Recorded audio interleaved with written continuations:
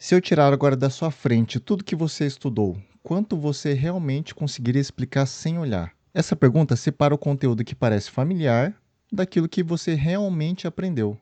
Hoje eu vou mostrar como utilizar o ChatGPT para testar a sua memória, corrigir as suas dificuldades e estudar com uma técnica chamada prática de recuperação.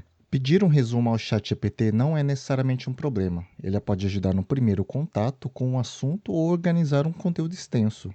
O problema aparece quando o estudo termina aí. Enquanto a resposta está na tela, tudo parece familiar. Você lê e pensa: isso faz sentido, acho que entendi. Mas reconhecer uma informação não significa que conseguiu recuperá-la sozinho. Na hora da prova, o resumo não vai estar aberto na sua frente. Por isso, a pergunta importante não é apenas: eu entendi enquanto lia? É: eu consigo explicar isso sem consultar? Essa tentativa de trazer uma informação da memória é chamada de prática de recuperação.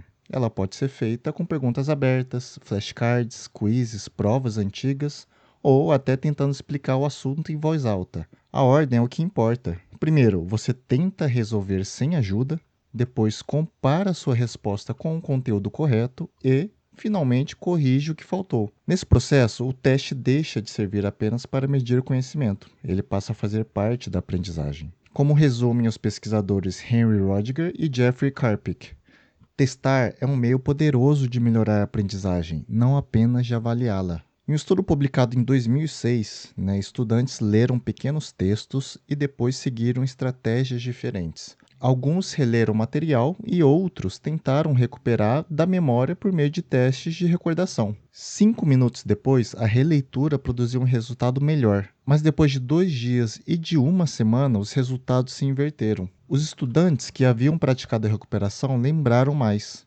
No primeiro experimento, depois de uma semana, o grupo testado recuperou 56% das ideias do texto, enquanto o grupo que releu ele recuperou apenas 42%. Além disso, reler aumentou a confiança dos estudantes, mesmo quando a retenção posterior foi pior. Em 2021, pesquisadores analisaram 50 experimentos realizados em escolas de aula, com mais de 5.000 estudantes. Em 28 das 49 comparações avaliadas, a prática de recuperação apresentou uma vantagem moderada ou grande, ou seja, os benefícios apareceram em diferentes idades, matérias e níveis de ensino. Isso não significa que essa técnica seja melhor do que as outras, mas indica que tentar lembrar o conteúdo pode ajudar a mantê-lo na memória por mais tempo. Para aplicar o método, a gente pode tentar seguir 4 passos. Primeiro, estudar usando uma aula, um livro ou uma apostila confiável. O segundo passo, você vai fechar o material e tentar relembrar e recuperar toda essa matéria, tentar responder. Terceiro, você vai fazer um feedback próprio,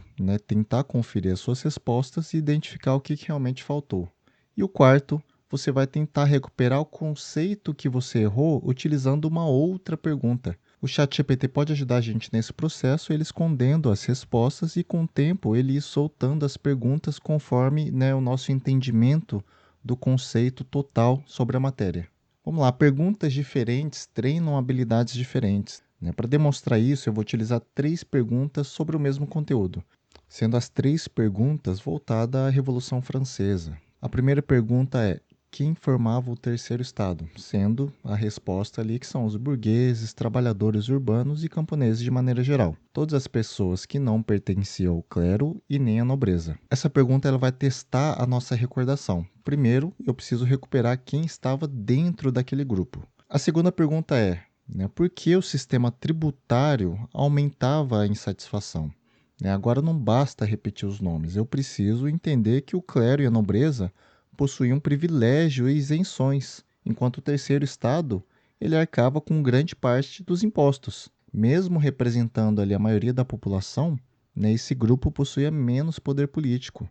Essa pergunta ela vai testar a explicação e a relação de causa e consequência. E a terceira pergunta, um comerciante rico poderia pertencer ao terceiro estado? A resposta é sim. Uma pessoa não se tornava automaticamente nobre apenas porque ele possuía dinheiro. Um comerciante burguês poderia ser rico e continuar juridicamente no terceiro estado. Ele também vai revelar uma confusão comum, O terceiro estado não era formado apenas por pessoas pobres. E tudo isso para quê? Para a gente perceber, na verdade, a linha de raciocínio. A primeira pergunta, ela vai fornecer toda a estrutura aqui para a gente. A segunda, ela vai fornecer a consequência dessa estrutura. E a terceira, ela vai verificar se eu consigo utilizar a regra em um caso menos óbvio, né? Uma progressão, identificar, explicar e aplicar. Ou até de uma maneira mais simples, quem, por quê e se. Né? Se eu acerto a primeira, mas erro a terceira, provavelmente eu decorei os grupos, porém sem compreender como aquela divisão social funcionava. Eu também posso realizar essa sessão usando apenas o modo de voz do ChatGPT. Né? Antes de ativá-lo, eu deixo o material, tá? Eu anexo todo o material dentro do ChatGPT.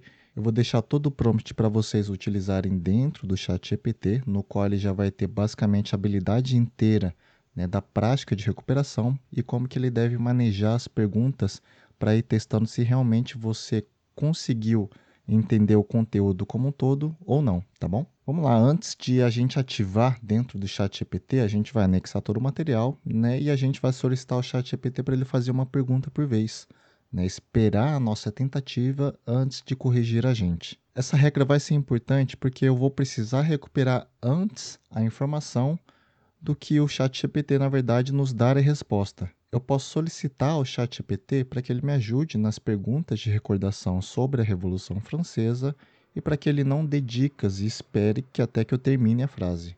Aqui seria um exemplo, né, de como que, na verdade, a gente poderia manejar de uma forma correta dentro do próprio ChatGPT.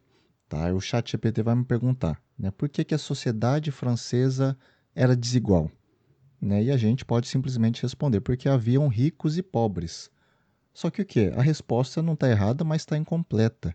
Né? A desigualdade também era jurídica e política. Né? O clero e a nobreza, eles tinham privilégios, enquanto o terceiro estado pagava uma grande parte dos impostos. Né? A forma correta seria o ChatGPT entender que a sua resposta estava incompleta e já fazer uma outra pergunta para você. Um comerciante rico, ele poderia pertencer ao terceiro estado? Então, na verdade, o ChatGPT ele vai tentar fazer uma ligação dos assuntos, né? Ele utilizando ali a resposta da primeira pergunta, né? Ligado ao terceiro estado, e com o assunto terceiro estado, ele já fazer uma ligação com uma pergunta de reforço, né? Um comerciante rico, ele poderia pertencer ao terceiro estado? Aqui um ponto importante da gente saber diferenciar o que realmente é confiança e o que realmente é conhecimento. Tá? Depois de cada resposta, a gente pode tentar informar meu nível de confiança. Né? Só que o fato da gente ter confiança não comprova que a gente realmente possui esse conhecimento. Né? Imagina que eu diga, né, o terceiro estado era formado apenas por camponeses. Eu tenho 90% certeza que está certa essa resposta. Mas a resposta, na verdade, está errada. Né? Apesar de eu ter uma confiança, isso pode revelar uma concepção equivocada de que eu estou aprendendo, mas na verdade eu não estou aprendendo da forma correta, né? Já um acerto com 20% ali de confiança pode ter sido apenas um palpite.